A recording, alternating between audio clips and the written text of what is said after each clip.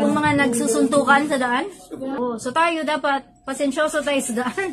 Baka mamaya, tayo naman ang mabidyohan, may kaaway tayo. Tayo naman ang tawanan. Tayo naman ang ipatawag ni LTO. May show cause order.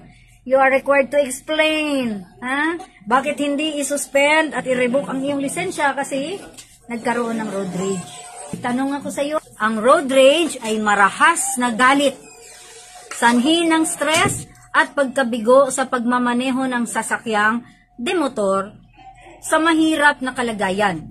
Lalo na kung ang driver ay nakakaranas ng ano yung mga reason bakit tayo nagagalit sa daan. O letter A, matinding traffic o gridlock. Letter B, kaligayahan at kagalingan. O letter C, maluwag na daloy ng mga sasakyan sa daan na karaniwang maraming dumadaang sasakyan. Bago ka sumagot, shoutout po tayo kay Tony Mabansag ng Victoria, Tarlac City, kay Al Orozco Lumuntad ng Mulawin, Tanza, at kay Ricardo Bobier ng Necar Logistics Services. Bakit daw nagagalit yung driver sa daan? Anong pwedeng maging cause?